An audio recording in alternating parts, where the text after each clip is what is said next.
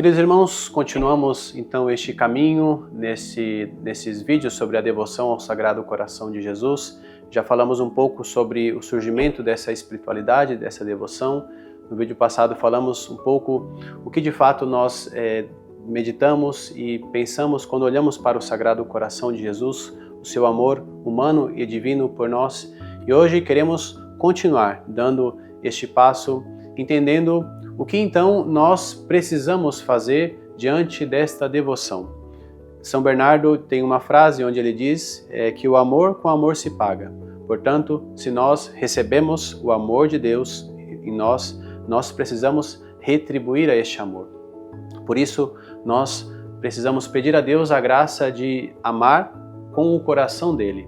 Isso é o que nós faremos. Nós buscaremos, através das nossas orações, através da nossa devoção, pedindo a Deus a graça de um transplante de coração. Vamos tirar o nosso coração de pedra, duro, insensível, e vamos pedir o coração de Jesus. Muitos santos viveram esta oração de maneira muito profunda, muito radical. Eles pediam constantemente: Jesus, dai-me o teu coração, Jesus, dai-me o teu coração. Porque nós, olhando para a nossa vida, olhando para as nossas fraquezas, para as nossas misérias, de fato, não nos sentimos capazes de amar com o amor de Jesus, porque o nosso amor ainda é muito pobre, muito pequeno, muito manchado pelo pecado.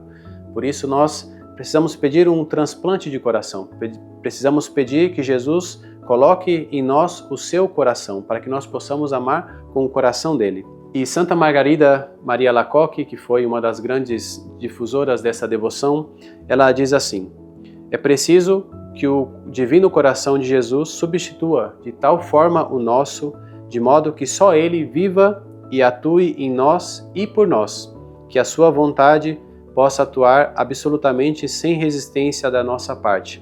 E finalmente, que os seus afetos, pensamentos e desejos estejam no lugar dos nossos. E, sobretudo, o seu amor, que se amará a si mesmo em nós e por nós. E assim, sendo este amável coração tudo em todas as coisas, poderemos dizer com São Paulo que já não somos nós que vivemos, mas é Ele que vive em nós. Então, aqui está contido aquilo que nós precisamos. Pedir a Jesus que ame no nosso lugar, que ame com o nosso coração, para que nós possamos viver a nossa vocação. Podemos dizer que a santidade é isso. A santidade é deixar que Deus habite em nós, é deixar que Deus fale por nós, é deixar que Deus atue na nossa vida, vivendo essa transformação. Quanto mais nós nos aproximamos dele, mais nós o contemplamos e mais nós nos transformamos naquilo que contemplamos. Então, essa experiência de retribuição, retribuir o amor, precisamos pagar o amor que nós recebemos. E como faremos isso? Amando com o amor de Jesus. Nós não podemos pagar este amor com o nosso amor.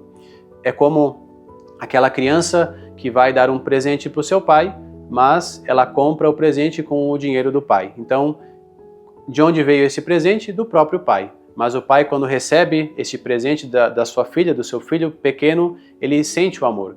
Então, conosco deve acontecer mais ou menos do mesmo jeito. Nós precisamos retribuir o amor de Deus com o amor que Deus coloca no nosso coração. Nós olhamos para o coração aberto de Jesus, o seu coração que está para fora, disposto a nos amar, e nós recebemos este amor e devolvemos este amor. E este é o grande segredo para a nossa espiritualidade, porque muitas vezes nós nos sentimos pesados porque não amamos, porque somos fracos, somos pecadores. Muitas vezes nós olhamos para o amor de Deus como algo exigente, difícil, duro, mas nós ainda não conseguimos adentrar no verdadeiro amor de Deus, que é um amor de Pai, um amor que não espera grandes coisas de nós, senão a nossa presença, o nosso estar ali. E uma das grandes santas que nos ajudam a entender isso é Santa Teresinha do Menino Jesus. Ela entendeu de maneira muito profunda, na sua simplicidade, isso, que o amor que ela precisava entregar a Jesus era um amor de uma criança, que não sabe, que é fraca, que é pequena, que ainda nas suas quedas ela volta ao coração do Pai, ao coração de Jesus, porque ela sabe que ali ela encontrará amor. Então ela não se sente com medo, não se sente afastada. Muito pelo contrário, quanto mais fraca, quanto mais pequena, mais ela busca refúgio neste coração. E aqui então nós começamos a entender essa necessidade que nós temos não só de retribuir este amor, mas também de reparar, de consolar, porque Jesus, com o seu coração, tem o seu coração ferido, o seu coração aberto, né? O seu coração coroado de espinhos, aberto, ferido. Então, esta ferida do coração de Jesus é uma ferida que sangra. Jesus continua a sofrer pelos pecados da humanidade. Claro que não diretamente no seu corpo, porque já tem o seu corpo glorioso, porém, as feridas do pecado continuam ferindo o coração de Jesus. E essas feridas precisam então ser consoladas. Jesus quer ser consolado dos seus sofrimentos. E nós precisamos consolá-lo. Nós precisamos, com a nossa vida, transformar a nossa vida numa consolação. Primeiro, buscando para nós uma vida de santidade, uma vida de graça, mas também reparando e consolando o coração de Jesus por tantas almas que continuam vivendo no pecado. E ele precisa ser reparado. Esses pecados precisam ser reparados. E nós, com a nossa vida, com o nosso empenho, com a nossa união a Deus, nós podemos amá-lo. E amando, nós podemos consolar. E Jesus, ele repete em todas as suas aparições aos santos, ele repete esse pedido, né? Consolai o meu coração. E até mesmo nas aparições de Maria, Maria também faz o mesmo pedido para os videntes, né? Consolai o coração do meu filho, consolai o coração do meu filho. Então, essa devoção ao Sagrado Coração nos ajuda a entrar neste desejo de poder consolar o coração de Jesus que continua sofrendo. E também reparar. Todo pecado precisa de reparação. Por quê? Porque ainda que nós nos confessemos dos nossos pecados com o sacerdote, que recebamos a absolvição, estes pecados continuam com uma consequência, com uma mancha. E estes pecados então precisam ser reparados. E nós, ao olhar para o coração de Jesus, podemos reparar estes pecados, não somente os nossos, mas também os pecados de tantas almas que vivem no mundo pecando, numa vida de pecado.